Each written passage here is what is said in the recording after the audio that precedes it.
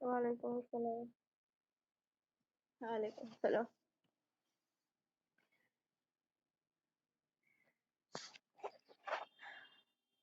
কেমন আছো সবাই? আচ্ছা।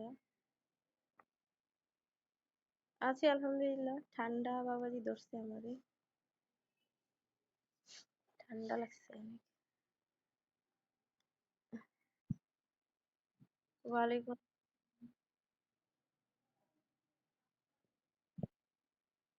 ওয়ালাইকুম আসসালাম। ওয়ালাইকুম আসসালাম। ওয়ালাইকুম আসসালাম।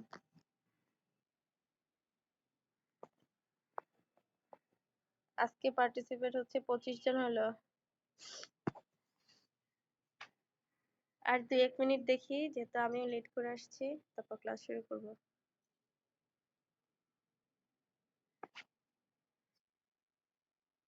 ওয়ালাইকুম আসসালাম।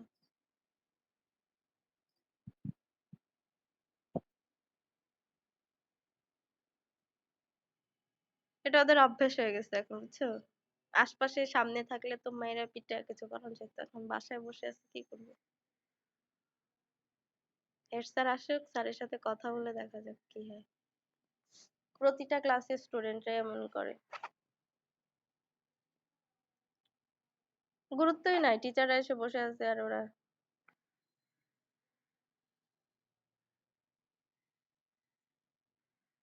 130 জনের মধ্যে 29 জন আসছে, মানে 100 জন নাই।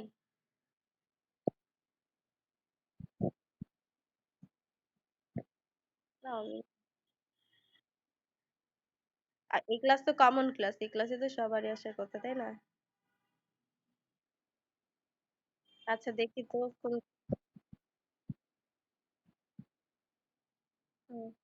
সায়েন্সের স্টুডেন্ট আছো, তারপর কমার্স আছে কই, হিউম্যানিটিস কই? আর 1 মিনিট দেখবো, দেখে তারপর পড়া শুরু করবো। যেহেতু হচ্ছে সায়েন্স হচ্ছে সাবরিনা ইসলাম।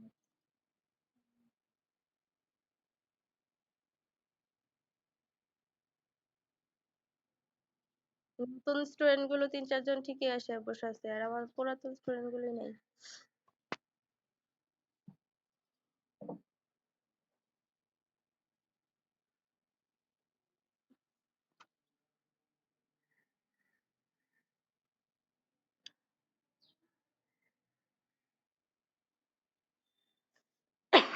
ওয়ালাইকুম আসসালাম।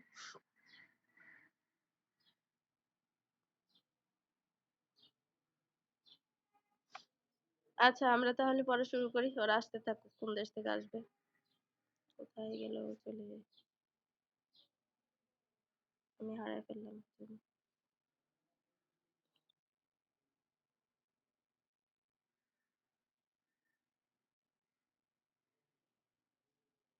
ধরো, সপ্তম শ্রেণী চলে আসছে।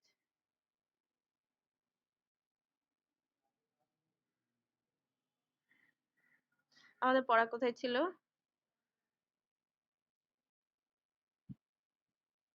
আজকে পাঠ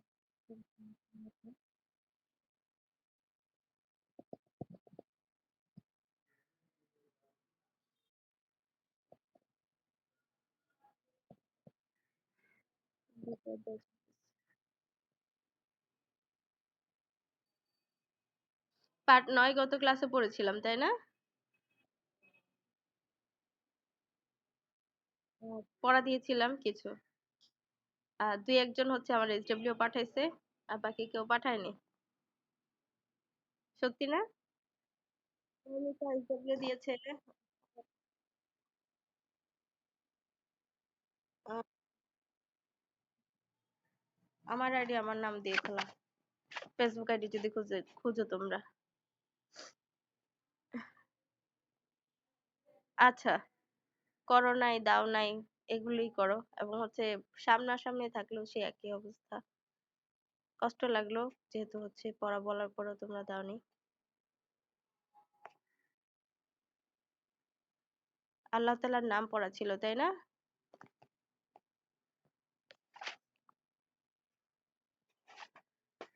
আচ্ছা, আজকে আমরা পাঠ ১০ পড়ব। নৈতিক মূল্যবোধ বিকাশে রিসালাত ও নবুওয়াত। পড়াটা হচ্ছে গিয়ে আমরা পাঠ পড়া শেষ করে তারপর আমরা নিব। দেখো, এর আগে আমরা পড়ছি রিসালাতে বিশ্বাসের গুরুত্ব, খতমে নবুওতের গুরুত্ব, খতমে নবুওতের বিশ্বাস। মোট কথা রিসালাত সম্পর্কিত সব আমরা পড়েছি। এখন হচ্ছে দেখো, নৈতিক মূল্যবোধ বিকাশে রিসালাত ও নবুওয়াত। ইসলাম নৈতিকতার ধর্ম।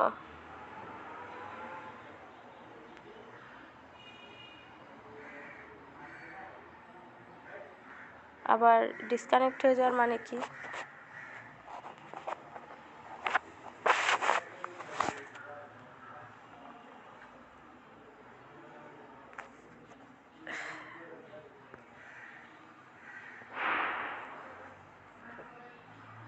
এরকম হইলে হয়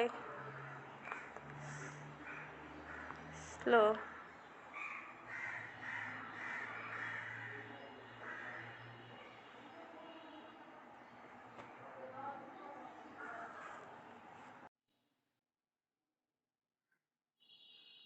ডিসকানেক্ট হয়ে গেছে।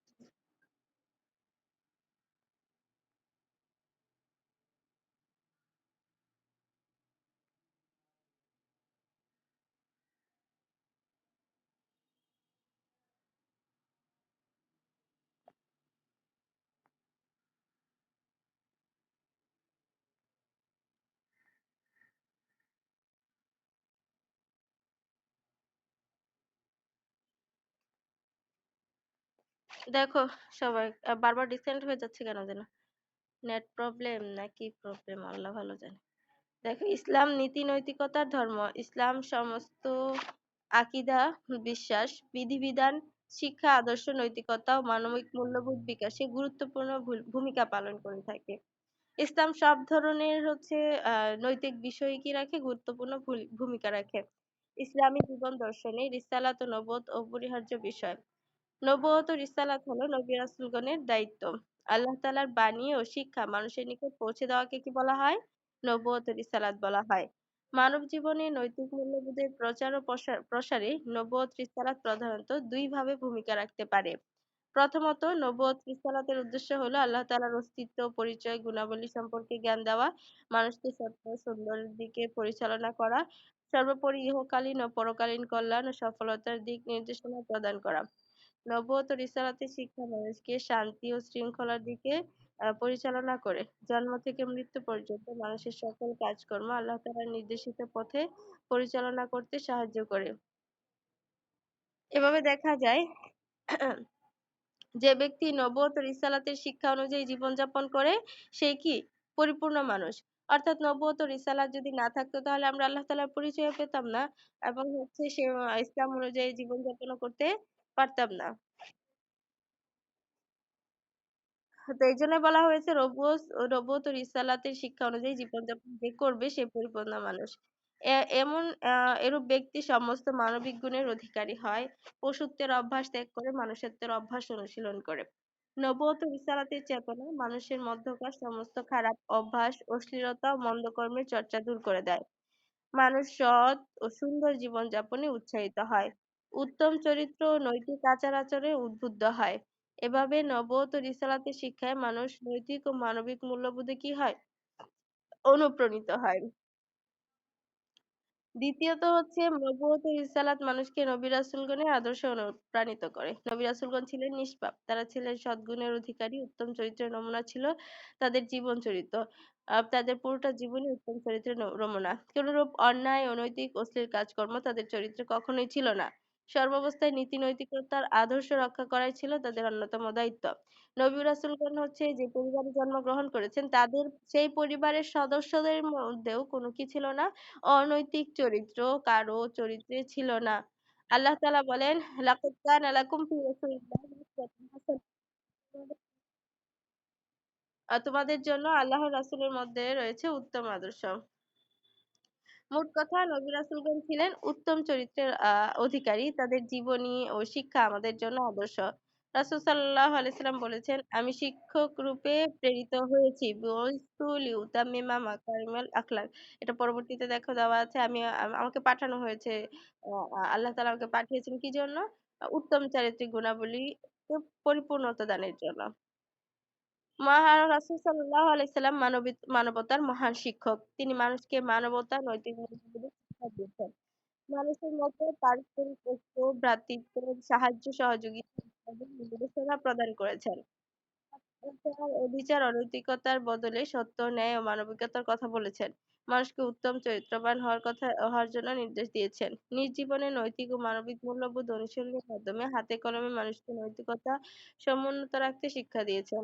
তিনি বলেছেন যে ইন্নামা বুইসতু লিউতাম্মিমা মাকারিমাল আখলাক, উত্তম গুণাবলীর পরিপূর্ণতা দানের জন্য আমাকে কি করা হয়েছে? পাঠানো হয়েছে বা আমি প্রেরিত হয়েছি। নবী রাসূলগণ সকলেই ছিলেন উত্তম আদর্শের নমুনা। আমাদের প্রিয় নবী সাল্লাল্লাহু আলাইহি সাল্লাম ছিলেন তাদের মধ্যে সর্বোত্তম। তার চরিত্রে মানবিক সব গুণ পূর্ণমাত্রায় বিদ্যমান ছিল। আচ্ছা, নবুয়ত ও রিসালাতে বিশ্বাসের মাধ্যমে আমরা কোথায় প্রবেশ করি? ইসলামী জীবন দর্শনে অথবা ইসলামী জীবনে প্রবেশ করি। নবী রাসূলগণের এবং হচ্ছে কি করি আমরা? নবী রাসূলগণের আদর্শ অনুসরণের মাধ্যমে ইহকালীন ও পরকালীন কল্যাণ কামনা করি। এভাবে আমাদের জীবন কি হয়? জীবন ও চরিত্র উত্তম হয়। মানবিক মূল্যবোধ বিকশিত হয়। মানব সমাজে পশুত্বের পরিবর্তে মানুষত্বের বিকাশ ঘটে। কিন্তু বর্তমান সমাজ হচ্ছে গিয়ে নবুয়ত রিসালাতের আদর্শ অনুসরণ না করার ফলে মানুষের মধ্যে পশুত্বের স্বভাবটাই বেশি, মানুষত্বের স্বভাব একদমই নেই। যার ফলে দেখো বর্তমান সমাজে দাঙ্গা হাঙ্গামা যত কিছু সবই আছে। রাসূল সাল্লাল্লাহু আলাইহি সাল্লামের দেওয়া রীতি অনুযায়ী যদি যে সমাজ চলবে সেই সমাজে সর্বদা কি থাকবে? শান্তি বজায় থাকবে। খুব কম সংখ্যকই মানুষ আমরা যারা হচ্ছে নিজেদের মুসলিম দাবি করি তাদের যে ঈমান ঠিক এটা খুব কমই আছে। বর্তমানে চুরি ডাকাতি সন্ত্রাসী সুদ ঘুষ মানে যে সমস্ত কাজ করলে আমাদের ঈমান চলে যাওয়ার আশঙ্কা, হ্যাঁ, হালালকে হারাম হারামকে হালাল মনে করে চলা, এই কাজগুলো বর্তমান সমাজে ব্যাপকভাবে খুব খারাপ আকারে হচ্ছে ছড়িয়ে পড়েছে। একমাত্র হচ্ছে এটার কারণই হচ্ছে রিসালাত এবং নবুয়ত এর অনুসরণ না করা, হ্যাঁ, কোরআন হাদিসের অনুসরণ না করে হ্যাঁ চলা। হ্যাঁ, তো হচ্ছে বুঝতে পারছো নৈতিক মূল্যবোধ বিকাশে রিসালাত ও নবুয়ত কয় ভাগে কাজ করে? দুই ভাগে। কয় ভাগে? দুই ভাগে কাজ করে। তোমাদের কি পার্ট 10 থেকে কোনো হচ্ছে কোশ্চেন আছে? থাকলে করতে পারো। কোনো প্রশ্ন থাকলে করতে পারো। আমার কথা শোনো না? কোশ্চেন ঠিক আছে। তো আমাদের হচ্ছে আজকে আমরা পার্ট 11 পড়বো, সেটা হচ্ছে আসমানি কিতাব। তাই না? আসমানি কিতাব সম্পর্কে আমরা সেই ছোটবেলা থেকে জেনে আসতেছি। প্রধান আসমানি কিতাব মোট 104 খানা। প্রধান আসমানি কিতাব 4টি আর ছোট কিতাব 100টি। এই মোট 104টি। তো আজকে আসমানি কিতাবের পরিচয়, কাকে বলে, আসমানি কিতাবের বিষয়বস্তু, হচ্ছে সহিফা কোন কোন নবীর উপর অবতীর্ণ হয়েছে এবং হচ্ছে বড় আসমানি কিতাব কোন কোন নবীর উপর অবতীর্ণ হয়েছে, সমস্ত বিষয় আমরা এই পাঠে পড়বো। এই পাঠটা একদম বিশাল একটা পাঠ। দেখো, কিতাব শব্দের অর্থ লিপিবদ্ধ বা লিখিত বস্তু। এর প্রতিশব্দ হলো গ্রন্থ, পুস্তক, বই ইত্যাদি। আসমানি কিতাব হলো এমন গ্রন্থ যা আল্লাহ তাআলা থেকে অবতীর্ণ হয়েছে। ইসলামী পরিভাষায় যেসব কিতাব আল্লাহ তাআলা মানবজাতির হেদায়েতের জন্য দিক নির্দেশনা স্বরূপ নাজিল করেছেন তাকে আসমানি কিতাব বলে। অন্য কথায় আল্লাহ তাআলার বাণী সম্বলিত গ্রন্থাবলীকে আসমানি কিতাব বলা হয়। সুতরাং আসমানি কিতাব হলো আল্লাহ তাআলার বাণী সমষ্টি। আল্লাহ তাআলা হযরত জিবরাইল আলাইহিস সালামের মাধ্যমে তার বাণী নবী রাসূলগণের নিকট পাঠিয়েছেন। অতঃপর নবী রাসূলগণ তা মানুষের নিকট কি করেছেন? পৌঁছে দিয়েছেন। আসমানি কিতাবের বিষয়বস্তু। আসমানি কিতাবে কি কি বিষয়বস্তু রয়েছে? দেখো, আল্লাহ তাআলা আসমানি কিতাবসমূহে নানা বিষয়ের আলোচনা উপস্থাপন করেছেন। ১. আল্লাহ তাআলার সত্তাগত পরিচয়। ২. আল্লাহ তাআলার গুণাবলীর পরিচয়। ৩. নবী রাসূলগণের বর্ণনা। ৪. পূর্ববর্তী জাতিসমূহের বর্ণনা। ৫. অবাধ্য ও কাফিরদের পরিণতির বর্ণনা। হালাল হারামের বর্ণনা। ৭ হচ্ছে বিধিবিধান সংক্রান্ত বর্ণনা। ৮ হচ্ছে শাস্তি ও সতর্কীকরণ বিষয়ে আলোচনা। ৯ উপদেশ ও সুসংবাদ সম্পর্কে বর্ণনা। ১০ আকীদা সংক্রান্ত বিষয়সমূহের বর্ণনা। ১১ পরকাল সংক্রান্ত বিষয়সমূহের বর্ণনা, আরো ইত্যাদি ইত্যাদি। মানে হচ্ছে এখানে মূল টপিক গুলো দিয়ে দিচ্ছে যে কি কি জি, আবার বলো।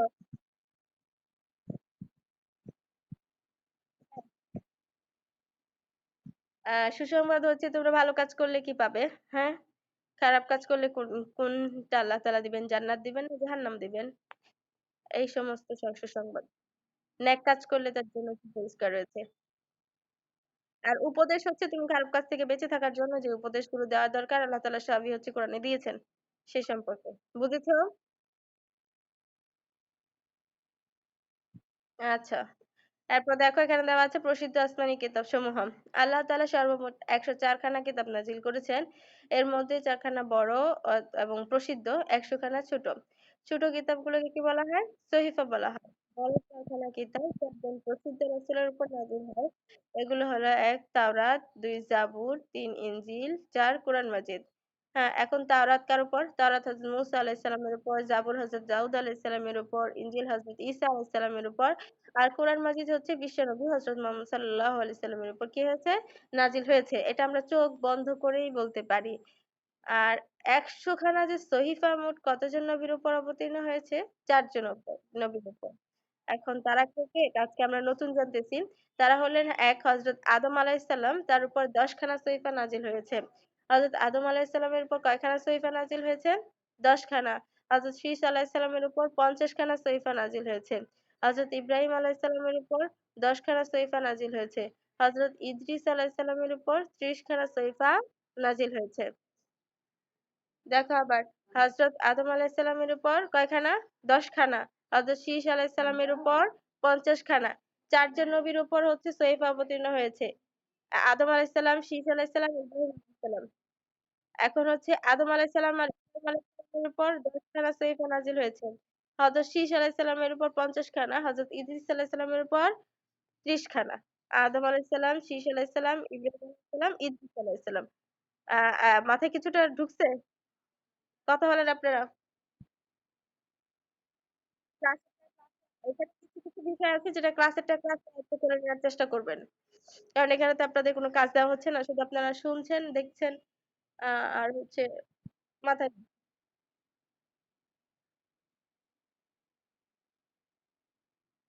রেকর্ড হচ্ছে।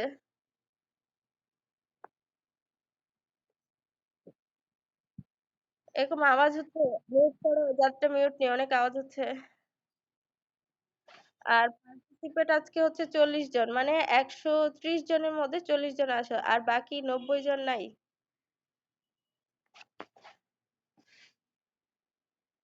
ওয়ালাইকুম। দেখো ১০০ খানা সহিফা কয়জন নবীর উপর অবতীর্ণ হয়েছে? ৪ জন। হযরত আদম আলাইহিস সালামের উপর ১০ খানা, হযরত ইব্রাহিম আলাইহিস সালামের উপর কয়খানা? ১০ খানা। হ্যাঁ। আর হযরত শীস আলাইহিস সালামের উপর ৩০ খানা না ৫০ খানা? ৫০ খানা। আর হযরত ইদ্রিস আলাইহিস সালামের উপর ৩০। হ্যাঁ। হযরত আদম আলাইহিস সালামের উপর ১০ টি।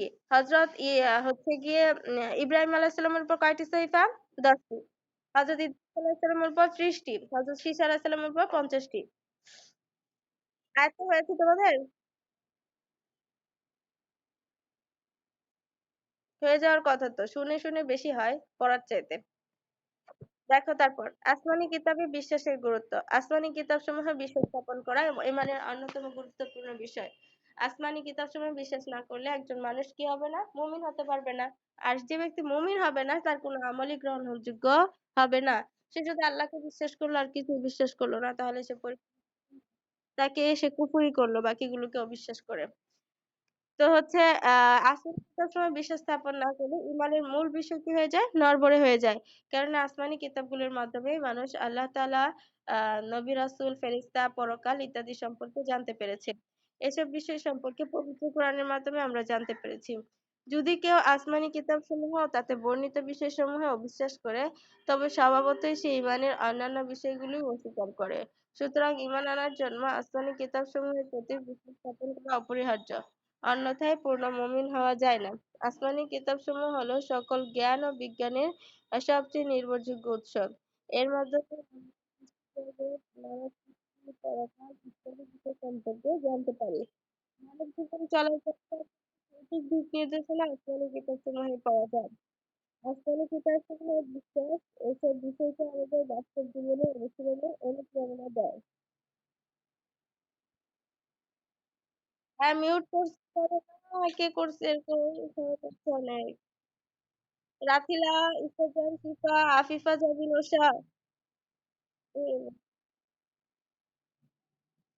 নিজের থেকে মিউট করে দিতে হবে, এছাড়া কিছু করার নেই। দেখো, এইসব বিষয় সম্পর্কে পবিত্র আল কোরআনে আমরা জানতে পেরেছি। কি সম্পর্কে? আল্লাহ তাআলা, নবী রাসূল, ফেরেশতা, পরকাল, জান্নাত, জাহান্নাম ইত্যাদি। যদি কেউ আসমানি কিতাবসমূহ ও তাতে বর্ণিত বিষয়সমূহ অবিশ্বাস করে, তবে সে স্বভাবতই সেই ইমানের অন্যান্য বিষয়গুলোকে অস্বীকার করে। সুতরাং ঈমান আনার জন্য আসমানি কিতাবসমূহের প্রতি বিশ্বাস স্থাপন করা আবশ্যক। অন্যথায় পূর্ণ মুমিন হওয়া যায় না। আসমানি কিতাবসমূহ হলো সকল জ্ঞান ও বিজ্ঞানের নির্ভরযোগ্য উৎস। এর মাধ্যমে আমরা সৃষ্টি জগৎ, মানব সৃষ্টি, পরকাল ইত্যাদি বিষয় সম্পর্কে জানতে পারি। মানব জীবন চলার পথ সম্পর্কে সঠিক নির্দেশনা আমরা আসমানি কিতাবসমূহে পাওয়া যায়। আসমানি কিতাবসমূহে বিশ্বাসী এসব বিষয়কে আমাদের বাস্তব জীবনের অনুশীলনে অনুপ্রেরণা দেয়। সর্বশেষ আসমানি কিতাব আল কোরআন।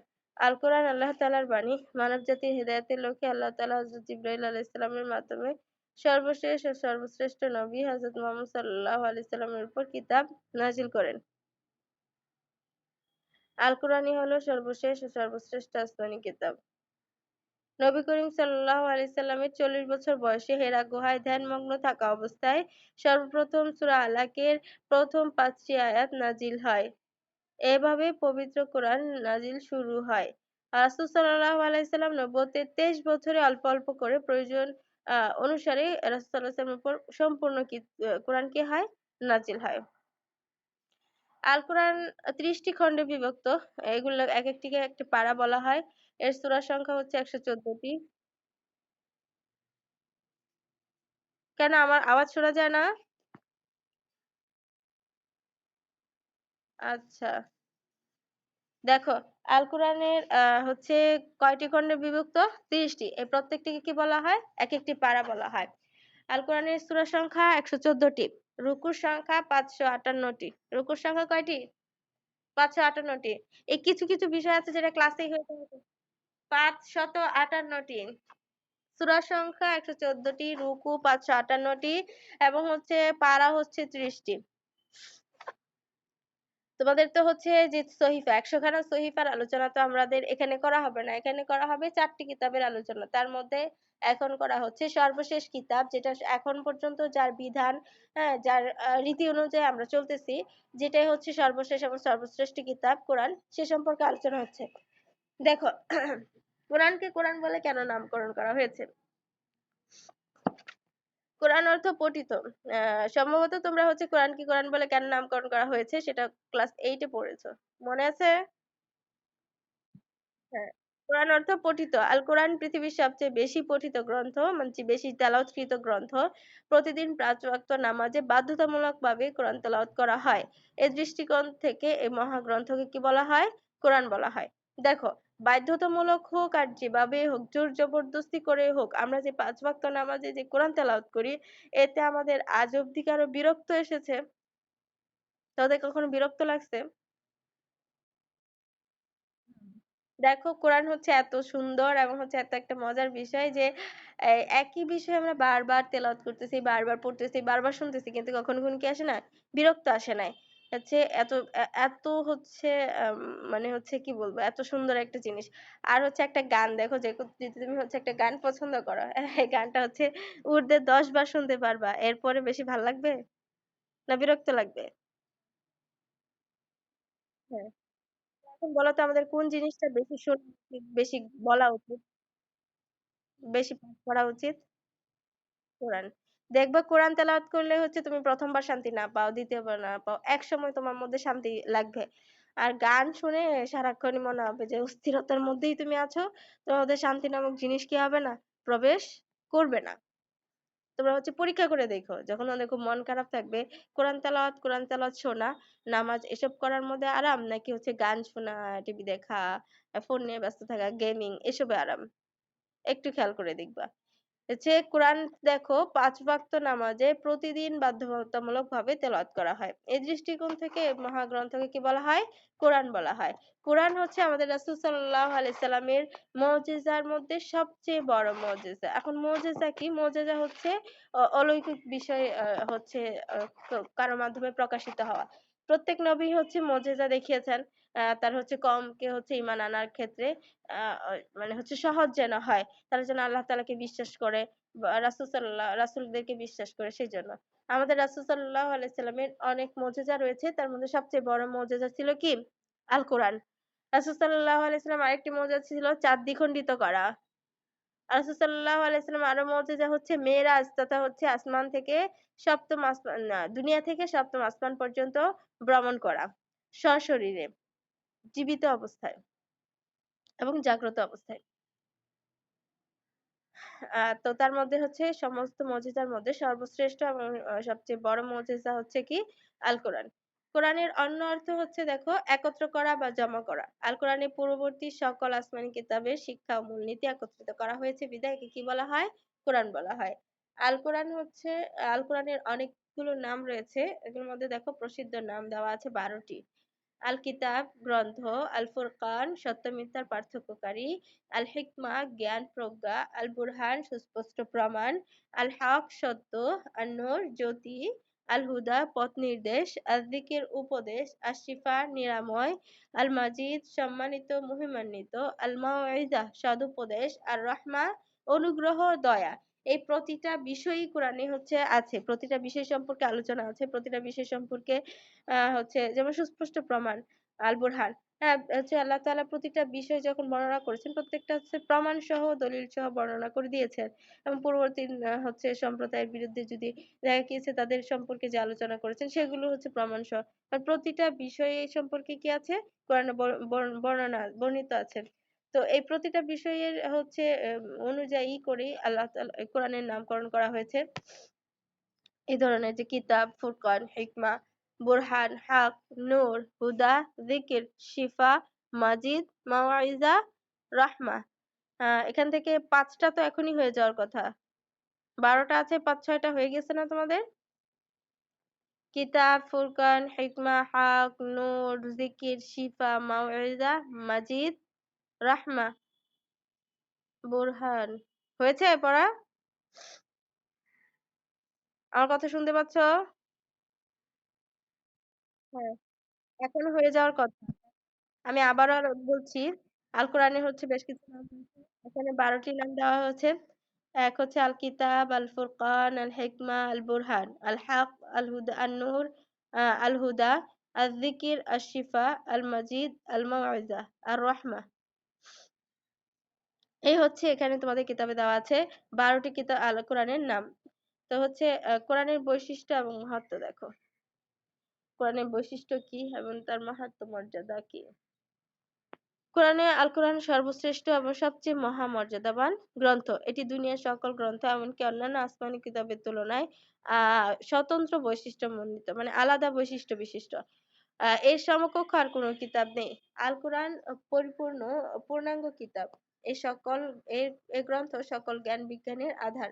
সব বিষয়ের মূলনীতি এই কোরআন শরীফে বিদ্যমান রয়েছে। আল্লাহ তাআলা বলেন, মা ফাররাতনা ফিল কিতাবি মিন শাই।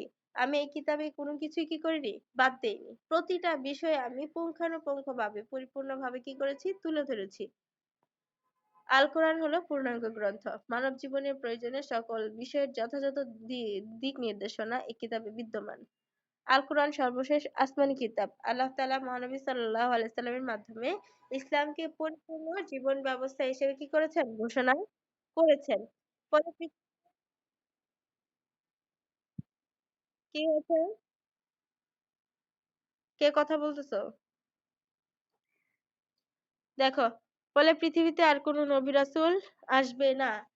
আল্লাহ তাআলা মহানবী সাল্লাল্লাহু আলাইহি সাল্লামকে ইসলাম মাধ্যমে যেহেতু ইসলামকে পরিপূর্ণ জীবন ব্যবস্থা হিসেবে ঘোষণা করেছেন, ফলে কি হবে না? পৃথিবীতে আর কোনো নবী রাসূল আসবে না। কোনো আসমানি কিতাবই নাযিল হবে না। কোরআনের শিক্ষায় কিয়ামত পর্যন্ত কি থাকবে? বলবৎ থাকবে। তাছাড়া পূর্ববর্তী সকল আসমানি কিতাবে সার নির্দেশও কোরআনে রয়েছে।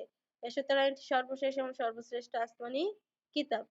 আল কোরআন হচ্ছে সন্দেহমুক্ত একটি কিতাব। দুনিয়ার কোন গ্রন্থই ভুল বা হচ্ছে আ ভুল আ বা অকাট্য নয়। কিন্তু কোরআন মাজিদ হচ্ছে নির্ভুল। আজ পর্যন্ত কেউ কোরআনের একটা শব্দ, একটা অক্ষর, একটা হরফ, একটা হরকত পর্যন্ত ভুল ধরতে পারেনি। একটা কথারও কি করতে পারেনি? ভুল ধরতে পারেনি। দুনিয়ার হচ্ছে হচ্ছে কোনো সন্দেহ হচ্ছে কোরআন মাজিদের ব্যাপারে কোনো সন্দেহও করতে পারেনি। কারণ এটি সন্দেহের বাইরে। সন্দেহের হচ্ছে সন্দেহ হতে পারে এমন কোনো বিষয় কি এখানে নেই। আল্লাহ তাআলা বলেন যালিকাল কিতাবু লা রাইবা ফি। এটি সেই কিতাব যাতে কি নেই কোনো সন্দেহ নেই। সর্বজনীন কিতাব হিসেবে আল কোরআনের মর্যাদা অনন্য। এটি কোনো দেশ, কাল বা জাতির জন্য সীমাবদ্ধ নয়। বরং সকল যুগের সকল মানুষের জন্য এটি উপদেশ ও পথ নির্দেশক।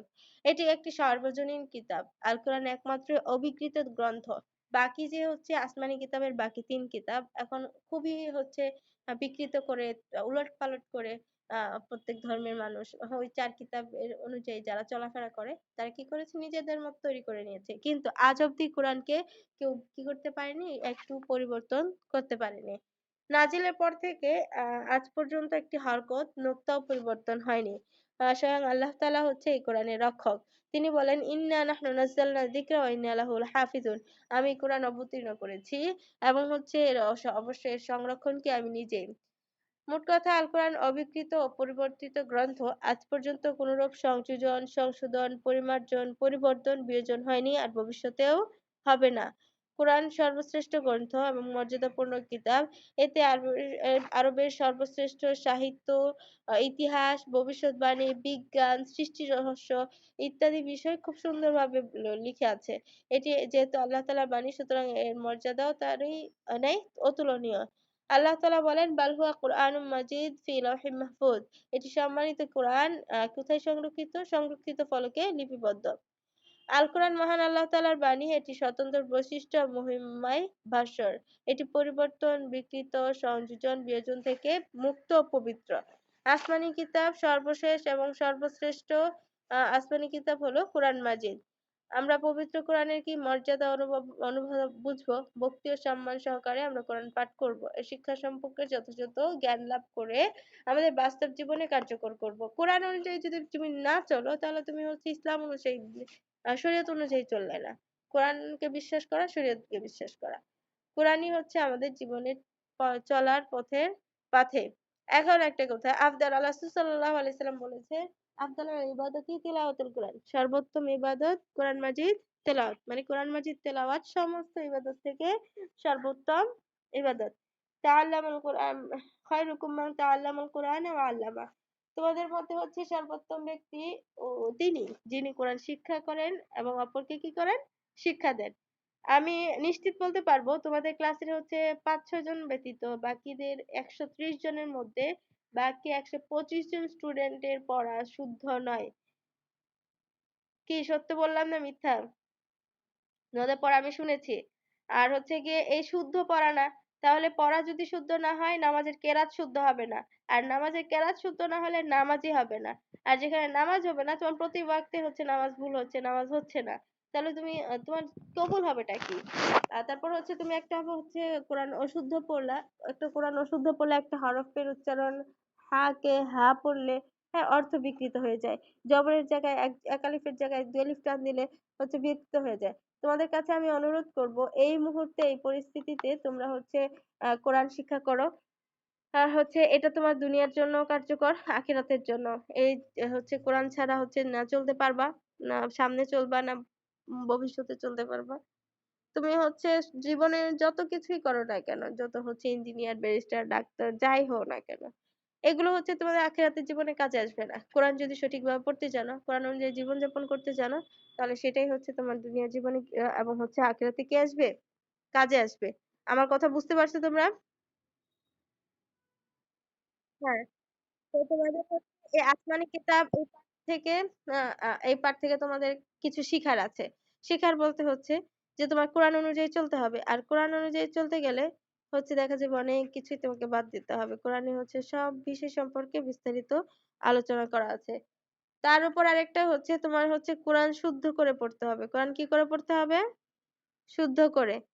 তো আশা করি তোমরা শুদ্ধ করে পড়ার ব্যাপারে বাসায় আব্বু-আম্মুর সাথে কথা বলবে। আমি আগামী ক্লাসে জিজ্ঞেস করব তোমাদের যে পড়ার জন্য তোমাদের বাবা-মা কি বলেছেন। অনেকে আছে তোমরা বাসায় পড়ো টিচারের কাছে। কিন্তু টিচার হচ্ছে শুদ্ধ করে পড়াতে চায়। তুমি যদি না পড়ো, তুমি যদি চেষ্টা না করো, টিচার কি কোনোভাবে তোমার সেটা ঠিক করে দিতে পারবেন? কোনোভাবেই পারবেন না। তো তোমার চেষ্টা থাকতে হবে, তোমাকে ঠিক করতে হবে। আমার এই কাজটা ঠিক করে চলতে হবে। কারণ এটা আমার জীবনের প্রতিটা মুহূর্তেই লাগবে। কোরআন শরীফ আমাদের জীবনে কি রাখবে? প্রতিটা মুহূর্তেই লাগবে। আমি হচ্ছে তুমি যদি মারা যাও, হ্যাঁ, তাহলে হচ্ছে কোরআন মাজিদ হচ্ছে তোমার জন্য স্বরূপ, কি বলে? সাক্ষী স্বরূপ হচ্ছে দাঁড়াবে যদি তুমি কোরআনকে তেলাওয়াত করো, মহব্বত করে থাকো।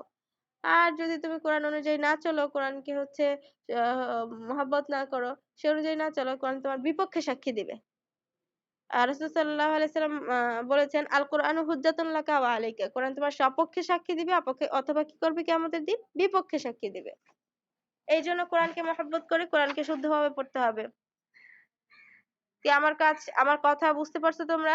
আগামী ক্লাসে এখান থেকে আমি কিছু পড়া ধরবো। হ্যাঁ, একটু পরে মনে হয় ডিসকানেক্ট হয়ে যাবে। না কি জানি বলতে পারতেছি না। কয় মিনিট হয়েছে? হ্যাঁ, করো। তোলো না, তাই না? হ্যাঁ, হ্যাঁ।